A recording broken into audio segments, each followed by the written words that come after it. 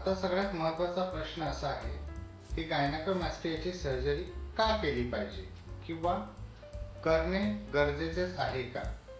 बहुतेकांच्या मनात हा प्रश्न प्रकर्षाने येत असतो.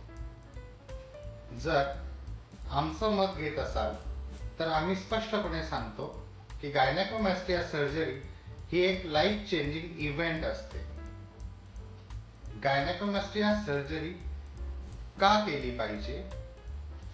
तर वाढलेल्या छातीला, पुरुषाच्या छातीला जे स्त्रियांच्या स्तनांप्रमाणे आकार आलेला असतो, याच्यामुळे मुलं अथवा तारुण्यातले पुरुष हे टी शर्ट घालायला घाबरतात, जिमला जात नाही, मुलं किंवा माणसं किंवा मित्र त्यांना चिडवत असतात, स्विमिंगला जात नाही, ट्रेकिंगला जात नाही किंवा कुठे बाहेर आउटडोअर सगळ्यांसोबत फिरायला जायला घाबरतात.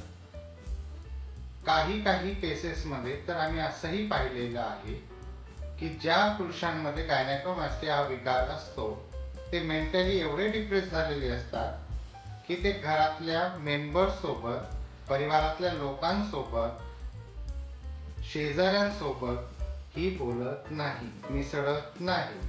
या सगळ्यांचा एकंदरीत परिणाम हा माणसाच्या ओव्हरऑल ग्रोथ वरती होत असतो. गायनेकोमॅस्टियाबद्दल तुम्हाला कुठल्याही प्रकारची शंका असेल किंवा कुठल्याही प्रकारचं डिस्कशन करायचं असेल, सकाळी 8 वाजेपासून रात्री 8 वाजेपर्यंत आमच्या क्लिनिकच्या नंबरवरती कॉल करून तुम्ही विचारू शकता. धन्यवाद.